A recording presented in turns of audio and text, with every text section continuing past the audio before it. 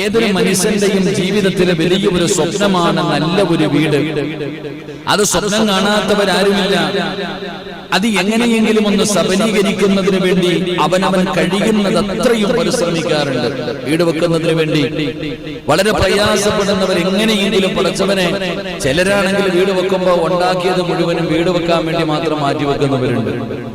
മറ്റു ചിലരാണെങ്കിൽ പടച്ചവനെ വീട് ചെറുതാണെങ്കിലും അൽഹംദുലില്ലാഹ് എങ്ങനെയെങ്കിലും പലിശയും മറ്റുള്ള കാര്യങ്ങളും ഹറാമായതില്ലാതെ എങ്ങനെയെങ്കിലും ഒന്ന് താമസിക്കാൻ വേണ്ടി വീട് വെക്കുന്നവരുണ്ട്. മറ്റു ചിലരൊക്കെ പെട്ടുപോയിട്ട് കിടന്ന് വളരെ പ്രയാസത്തിൽ കഴിയുന്ന വിഷമിക്കുന്നവരുമുണ്ട്. അള്ളാഹു എല്ലാവർക്കും സമാധാനം നൽകി അനുഗ്രഹിക്കുമാറാകട്ടെ.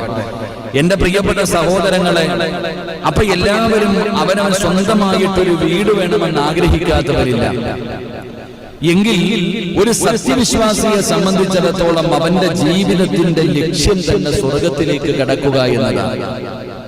ഒരു സത്യവിശ്വാസിയെ സംബന്ധിച്ചിടത്തോളം, ഒരു മുസ്ലിമായ മനുഷ്യനെ സംബന്ധിച്ചിടത്തോളം അവന്റെ ഏറ്റവും വലിയ അഭിലാഷം തന്നെ, ജീവിതത്തിന്റെ ലക്ഷ്യം തന്നെ സ്വർഗത്തിൽ പോകണം. ഇതാണ് ലക്ഷ്യം. സ്വർഗത്തിലേക്ക് കടന്നു പോകണം. ആ മനുഷ്യൻ അവിടുത്തെ സ്വർഗത്തിലേക്ക് കടന്നു പോകുക എന്ന ആഗ്രഹത്തിനോടൊപ്പം ആ സ്വർഗത്തിൽ തനിക്ക് താമസിക്കുവാനുള്ള ഒരു വീടുണ്ടാകണം. ഇതൊരു വലിയൊരു ആഗ്രഹമാണ് എന്റെയും നിങ്ങളുടെയും. എന്റെ പ്രിയപ്പെട്ടവരെ, ഒരു വിശ്വാസിയെ സംബന്ധിച്ചിടത്തോളം അള്ളാഹുവിന്റെ സ്വർഗത്തിലേക്ക് കടന്നു പോവുക എന്ന് പറയുന്നത് അവന്റെ ജീവിതത്തിലെ ഏറ്റവും വലിയ ഒരു സ്വപ്നവും വലിയൊരു ആഗ്രഹവും. അവൻ അതിനു വേണ്ടിയാണ് ജീവിക്കുന്നത്. അപ്പൊ അങ്ങനെ ആ സ്വർഗത്തിലേക്ക് കടന്നു പോകുമ്പോ സ്വർഗത്തിലും താമസിക്കാൻ ഒരു വീട് വേണമല്ലോ. എന്തേപ്പ വേണ്ടേ? നിങ്ങൾ 6 അടിയോ 10 അടിയൊക്കെ നീങ്ങിയിരിക്കുന്നുണ്ടോ ചോദിക്കണേ. സ്വർഗത്തിൽ കയറിപ്പോയാൽ സ്വർഗത്തിൽ താമസിക്കാൻ ഒരു വീട് വേണ്ടേ? വേണം. സ്വർഗം തന്നെ വീടല്ലല്ലോ. ഇവിടെ തറവാടാണെങ്കിലും തറവാട്ട് വീട്ടിൽ അങ്ങനെ എപ്പോഴും നിൽക്കാൻ പറ്റൂലല്ലോ. അപ്പൊ നമുക്ക് ദുനിയാവിൽ ഒരു വീട് വേണം. ഇതുപോലെ തന്നെ അള്ളാഹുവിന്റെ സ്വർഗത്തിലേക്ക് കടന്നു പോകുമ്പോൾ നിനക്കും നിന്റെ ഭാര്യയ്ക്കും താമസിക്കാൻ സ്വർഗത്തിൽ ഒരു വീട് വേണം. അള്ളാഹു നമുക്ക് സ്വർഗത്തിൽ ഒരു വീട് നൽകി അനുഗ്രഹിക്കുമാറാകട്ടെ. എന്റെ പ്രിയപ്പെട്ടവർ, അപ്പൊ നിങ്ങൾ ചോദിക്കും, ഉസ്താദ് സ്വർഗത്തിൽ വീടുണ്ടോ? സ്വർഗത്തിൽ വീടുണ്ടോ? എന്റെ പ്രിയപ്പെട്ടവരെ, അള്ളാഹുവിന്റെ വിശുദ്ധമായ ഖുർആൻ പറയുകയാണ്. അള്ളാഹുവിന്റെ പരിശുദ്ധമായ ഖുർആൻ പറയുന്നു, ബിസ്മില്ലാഹിർ റഹ്മാനിർ റഹീം ومساكن طيبة في جنة عدن.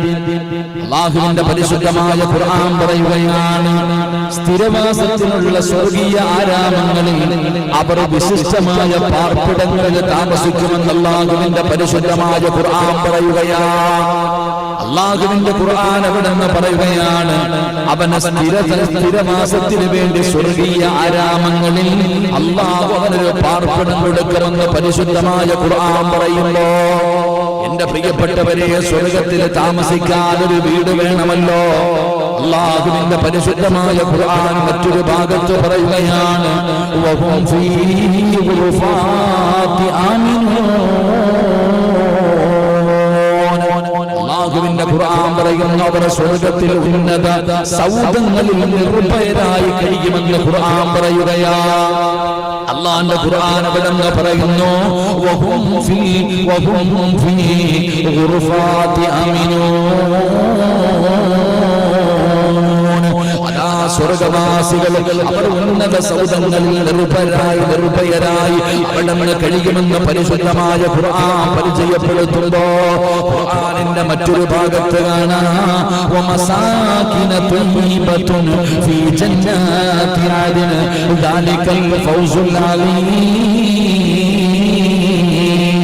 സ്ഥിരവാസത്തിനുള്ള സ്വർഗത്തോപ്പുകളിലെ വിശിഷ്ടമായ വസതികളിൽ അവർ നിങ്ങളെ പ്രവേശിക്കുകയും ചെയ്യുന്നതാണ്. അവനത്രേ മഹത്തരമുള്ളവനെന്ന് ഖുർആൻ പറയുമ്പോ അല്ലാഹുവിന്റെ സ്വർഗമുണ്ടല്ലോ. ആ സ്വർഗത്തിന്റെ അകത്ത് താമസിക്കാൻ നമുക്കൊരു വീട് വേണമല്ലോ. ആ സ്വർഗത്തിൽ നമുക്ക് വീട് പണിയണമല്ലോ. മഹാനായ പ്രവാചകൻ സല്ലല്ലാഹു അലൈഹി വസല്ലമ തങ്ങൾ പറയുകയാണ്, അൻ അബ്ദുല്ലാഹി ഇബ്നുൽ ഖബശി അൽ-അശ്അരി റളിയല്ലാഹു തആല അൻഹു അന്ന നബി സല്ലല്ലാഹു അലൈഹി വസല്ലമ ഖാൽ അൽ-ഖൈമതു റുത്തത്തുൻ മുജവ്വഫത്തുൻ തൂലുഹാ ഫിസ്-സമാ 30 മീലാ. അല്ലാഹുവിന്റെ പ്രവാചകൻ സല്ലല്ലാഹു അലൈഹി വസല്ലമ തങ്ങൾ പറഞ്ഞതായി അബൂ മൂസൽ അശ്അരി റളിയല്ലാഹു തആല അൻഹു പറയുകയാണ്. അവിടെന്ന് പറയുകയാണ്, മാളികകൾക്ക് പുറമേ, അല്ലാഹുവിന്റെ സ്വർഗ്ഗത്തിലെ മാളികകൾക്ക് പുറമേ ചെറിയ ചെറിയ ചെറിയ ചെറിയ കൂടാരങ്ങളും ഉണ്ടായിരിക്കും.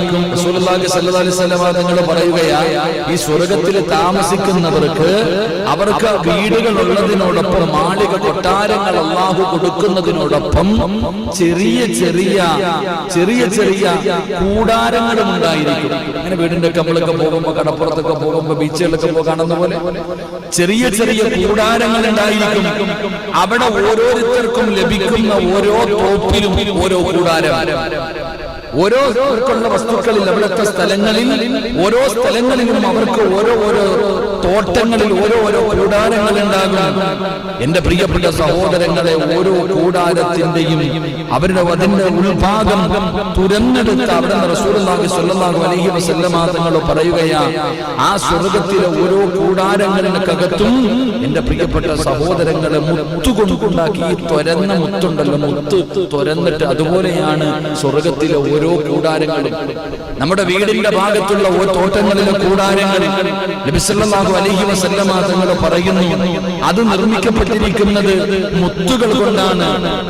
30 മൈലാണ് അതിന്റെ വിസ്തീർതി എന്ന് നബിയുനാ റസൂലുള്ളാഹി. എന്റെ പ്രിയപ്പെട്ട സഹോദരൻ,